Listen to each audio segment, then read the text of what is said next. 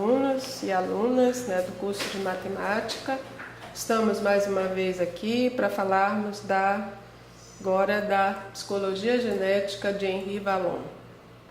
Então, nós temos um objetivo para essa aula, né, que é identificar como Vallon constrói o desenvolvimento do homem e como compreende o ser humano em sua totalidade. Então, costuma-se falar sempre que o Vallon é o psicólogo da pessoa completa, porque ele não vê o homem fragmentado, ele vê o homem como uma totalidade, de fato, que vocês vão entender mais à frente, quando estivermos falando disso. Então, quem foi Henri Vallon? O Henri Vallon era francês, né, médico, e nasceu em 1897 e morreu em 1962. Então, ele era totalmente materialista histórico dialético, viveu o tempo todo na França, nunca saiu de lá, e como médico ele desenvolveu essa teoria, né, da psicologia da criança. Então, o que ele fez? Ele estudou a criança, estudando a criança, ele descobriu o desenvolvimento do homem. Então, para ele descobrir como o homem se desenvolve, ele estudou primeiro a criança, para dizer que os dois, né, o desenvolvimento da criança e do homem é o mesmo. Então, sua teoria está fortemente influenciada pelo materialismo histórico e dialético.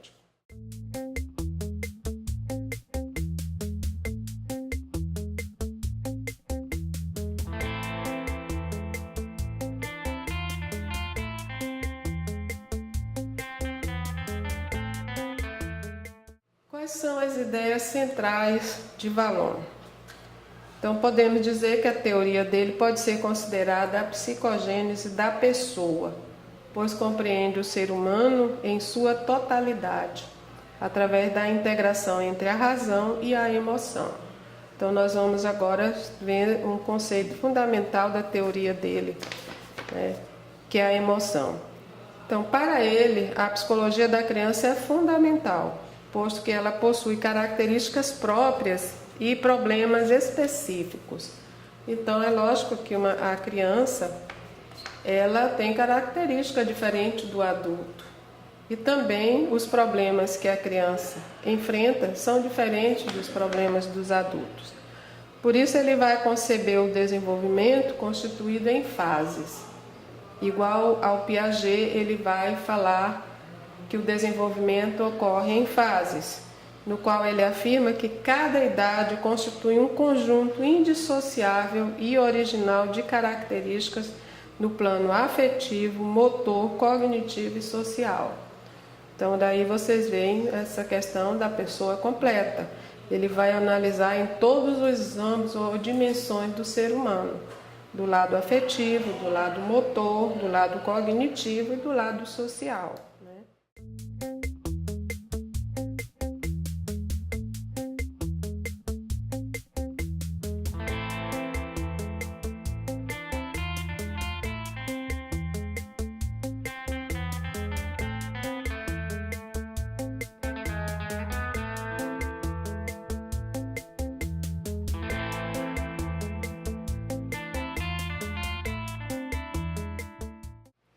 A ideia de infância para o Vallon se insere na ideia do homem como um ser organicamente social, ou seja, um ser cuja estrutura orgânica necessita de intervenção da cultura para permanentemente evoluir e se atualizar.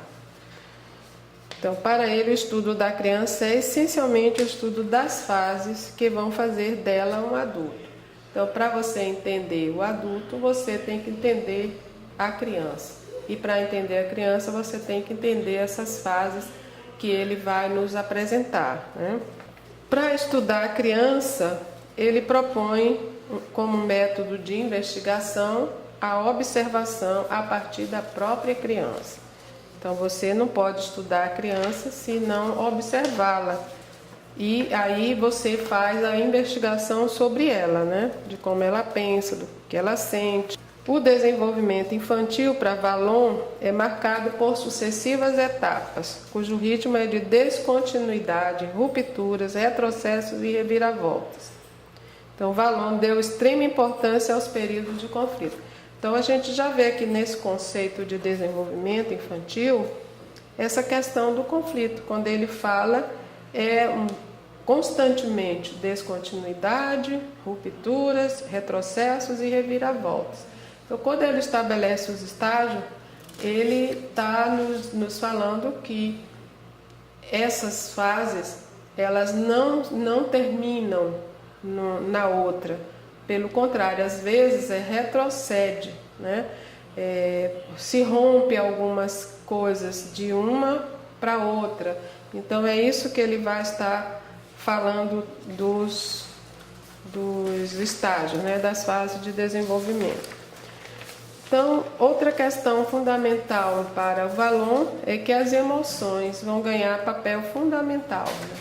Operando a passagem do mundo orgânico para o social, do plano fisiológico para o psicológico. É na ação sobre o meio humano que se deve buscar o significado das emoções. Então, a emoção aqui ela vai ganhar um destaque fundamental na teoria do Vallon, porque é através dessa emoção que ele vai dizer que vamos conhecer o orgânico, que é o biológico, né, o ser humano em si, essa herança biológica, e o social, e do plano fisiológico para o psicológico. Então, isso não vai acontecer de forma passiva. Para isso acontecer, a criança tem que estar em ação. É na ação sobre o meio, né, que ele vai realmente buscar o significado das emoções. Então, isso é fundamental também para a sala de aula, para o professor entender essa questão do significado das emoções.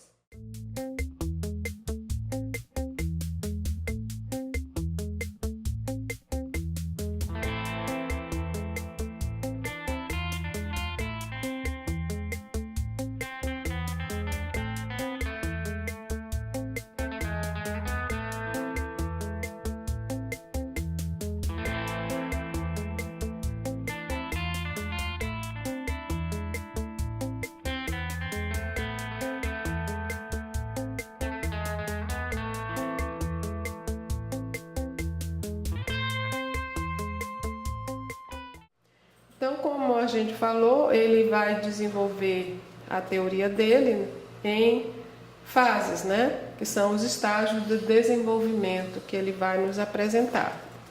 Então, no primeiro estágio, ele vai chamar de estágio impulsivo emocional. É o primeiro ano de vida da criança. Então, esse primeiro ano de vida, ele coloca algumas características para a gente poder entender. O recém-nascido não se diferencia do outro nem dos objetos. Então, não há uma indiferenciação, né, da criança e dos objetos. Eles não se veem ainda como ser humano. Tudo para eles é a mesma coisa. Eles não têm noções ainda disso. É um momento marcado por inabilidade motora, e simbólica. Eles nem conseguem se movimentar sozinhos e nem tampouco compreendem as coisas que estão ao redor dele. É uma dependência também de cuidados maternos ou de quem estiver cuidando deles e movimentos desordenados. É só a gente observar um bebê que a gente percebe bem sobre isso, né? Eles não têm movimentos organizados, movimentos ordenados. Tudo ainda bem descontrolado. Comunica-se por meio da emoção. Então, também nessa fase, a criança, nós só vamos entender a criança por meio do choro, dos medos, dos sons, né, que vão se diferenciando. Então, a gente sabe até pelo choro, quando ele está com fome, quando ele está com sono, quando ele está com alguma cólica ou alguma outra dor, o choro vai nos dizendo o que é que ele tem. E o medo também, quando ele está com medo, né? E esses sons vão se tornando diferentes para cada uma dessas manifestações que eles vão revelando. Então, inicialmente, a criança não percebe diferenciação entre seu corpo, que é o eu corporal, e os objetos do mundo externo. Aqui a gente pode dar um exemplo mais ou menos com Piaget, mas que se encaixa perfeitamente aqui nesse exemplo, que quando a criança às vezes é bebezinho, que ele segura assim o cabelinho dele e puxa e chora. Então ele não sabe que ele mesmo está puxando o cabelo dele, né? Então é isso que o Vallon está nos dizendo aqui, que ele não percebe, né, a diferença entre ele e os outros objetos. Bastava ele soltar, né, que pararia a dor. Ou segurar um gelo na mãozinha e o gelo dói, né? Lógico que dói na mão, mas ele não solta, não abre a mão, porque a mão ele não sente que a mão é dele, não percebe que a mão é dele. Então é isso que ele quer dizer, né? As manifestações emocionais iniciais produzem efeitos no ambiente, mobilizam a presença do outro, já sendo um contato de caráter social. Os adultos vão introduzindo gradativamente a criança no contexto cultural em que vivem. Então ele vai falar também dessa importância das relações e é assim que a criança vai mobilizando todas as pessoas que estão ao meio dela para atender às necessidades dela, né? E são os adultos que vão introduzindo essa criança no meio cultural em que vive.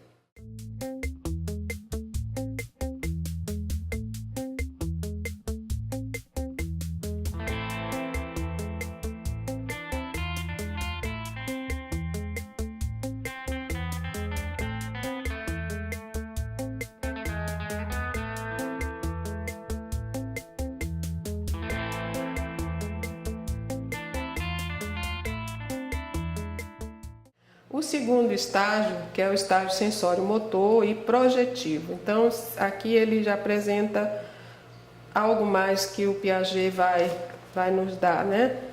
Tanto esse impulsivo emocional se diferencia do Piaget, como o estágio sensório-motor e projetivo, que vai de 2 a 3 anos de idade a criança. Então, aqui ela vai continuar a formar seu eu corporal. Aqui também ela está começando a se perceber como pessoa, né? Volta-se para explorar o mundo físico, a manipulá-lo. Então começa realmente a pegar as coisas, se movimentar e manipular os objetos. Maior autonomia de movimentos. Aqui ela já anda e tudo. Então ela já tem uma autonomia nos movimentos, já sabe segurar as coisas e o que ela quer. A utilização de uma inteligência prática, aqui ele usa uma inteligência prática, o conhecimento perceptivo e motor da realidade. Então tudo que ele vai fazer, ele tanto utiliza o movimento como, né, como ele percebe também as coisas que estão ao redor dele. O pensamento está atrelado aos gestos, movimentos. Então tudo aqui ele vai ter os gestos, vai ter os movimentos que ele vai manifestar o pensamento dele através disso. Há uma projeção do pensar em manifestações motoras, início do desenvolvimento da função simbólica, movida pela ação, e da linguagem. Então aqui também vai acontecer essa função simbólica e a linguagem da criança, que começa também a aparecer de fato. O momento da formação da personalidade, construção da subjetividade. Então aqui começa a formar a personalidade da criança e ele a construir sua subjetividade, o seu eu.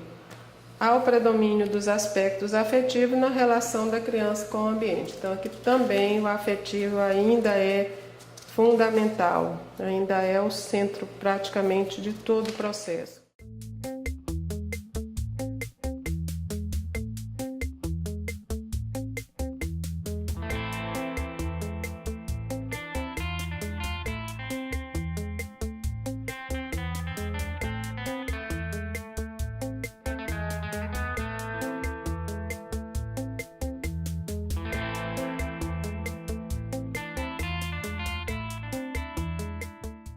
O terceiro estágio é o estágio personalista, que vai dos 3 aos 6 anos de idade. Qual é a tarefa central desse estágio? É a formação da personalidade. É aqui que a criança realmente começa a formar a sua personalidade.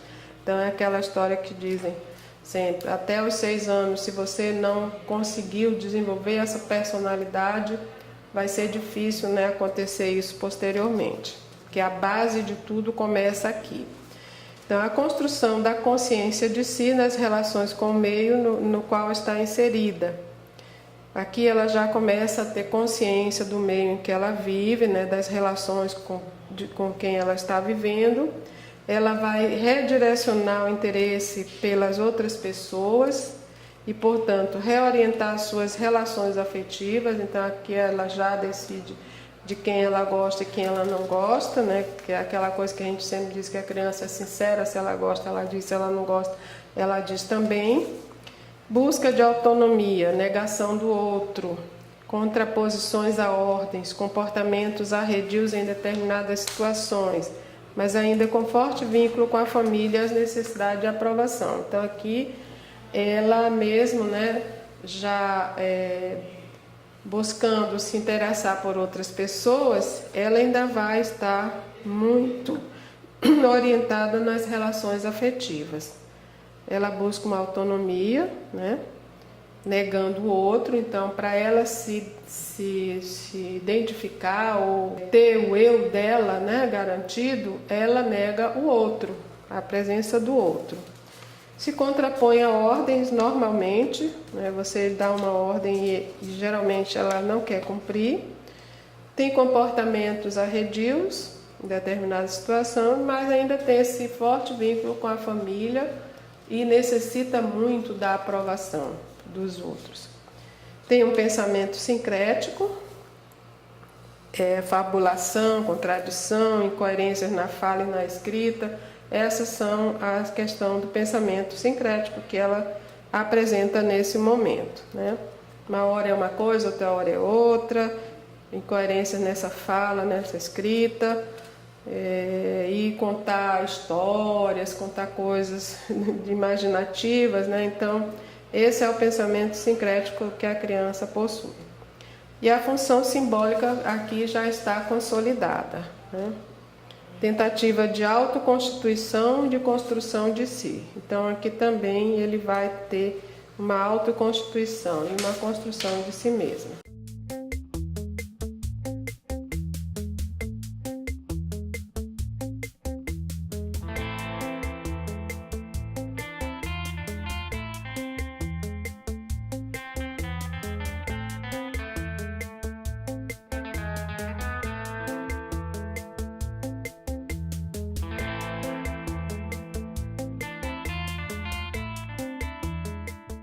No estágio categorial, que vai de 6 a 11 anos de idade, aqui nós vamos ver os avanços no plano da inteligência. Tem uma redução do sincretismo, ela pensa formando categorias, consegue organizar séries, classificar, diferenciar, compreende a realidade de forma mais objetiva.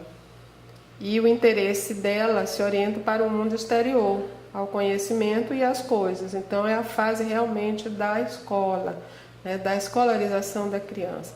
E essas categorias aqui que ela vai ter, né, de organizar séries, classificar, diferenciar, é muito importante na aprendizagem futura dela, tanto da matemática como das outras matérias que ela vai estudar, né? Porque tanto em português, como em matemática, como em história, geografia, eles vão precisar dessas capacidades aqui de seriação, de classificação, diferenciação. Então isso tudo é importante para perceber na criança nessa fase.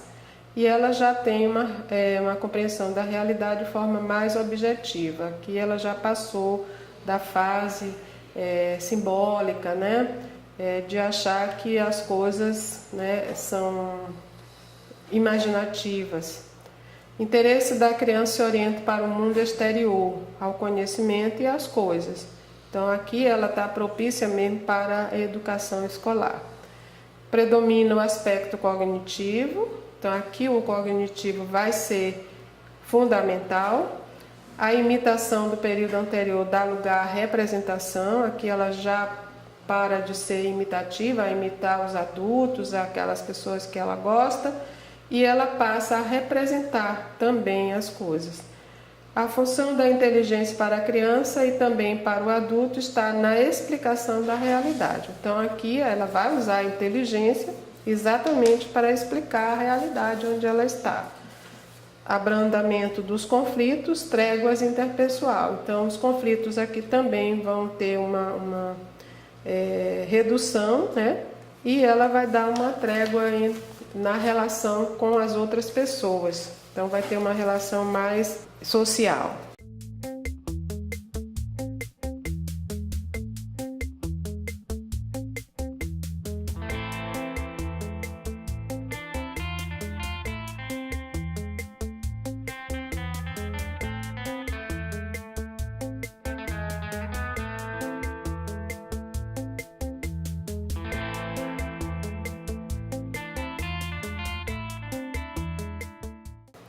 E o último estágio, que é o estágio da adolescência. Então aqui eles já estão com 11 anos de idade e para frente, até os 21 anos, eles estão na fase da adolescência, para alguns psicólogos do desenvolvimento. Então essa fase também, né, da adolescência vai ser marcada por novos conflitos e nova definição da personalidade, retomando a predominância afetiva. Inicia-se a puberdade e com ela mudanças no plano afetivo, nas relações consigo e com os outros. O componente afetivo é mais racionalizado, em virtude de mudanças no campo intelectual. Então aqui ele já vai estar usando, né, definindo mais a sua personalidade. Aqui ele vai realmente mostrar qual é a personalidade que ele vai ter, mas ainda vai ser uma relação muito afetiva que ele vai estar, né, nesse momento. A puberdade que começa e essa mudança que vai acontecer no plano afetivo, nas relações dele com os outros e com ele mesmo, né? Na questão afetiva, ele já usa muito a razão para essa relação, porque o campo intelectual já está muito mais desenvolvido.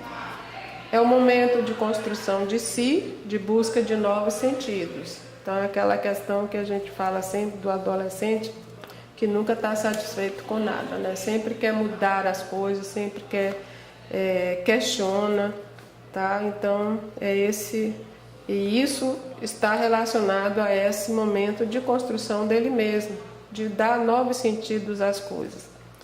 Depara-se com o desafio, o conflito de buscar sua identidade, de ampliar seus vínculos afetivos, sem com isso perder a afeição de pessoas significativas, que são os pais, né, por exemplo. Então, para Vallon, a criança caminha do processo de indiferenciação até a diferenciação. Então, esse é o processo de desenvolvimento que Vallon compreende, né, de como é que vai acontecer esse processo. Ela não se identifica não se distingue, né, dos outros objetos, até chegar a esse momento em que ela sabe que ela é uma coisa e que os objetos são outras coisas, e que ela pode até manipular esses objetos.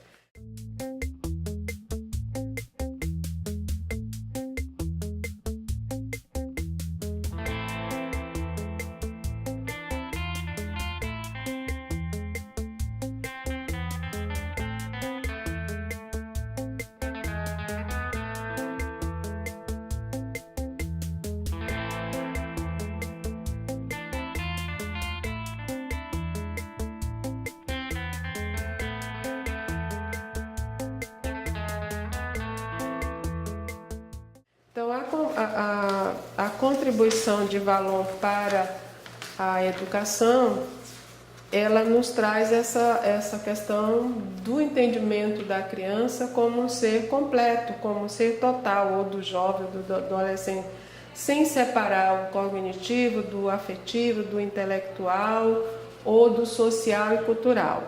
Pelo contrário, nós temos que entender a criança dessa forma. Então, é o que a gente sempre fala em psicologia. O professor precisa conhecer a realidade do aluno, conhecer as suas diferenças individuais, né? Partir daquilo que ela já traz, do que ela conhece, para poder construir o conhecimento, para que ela possa construir o conhecimento.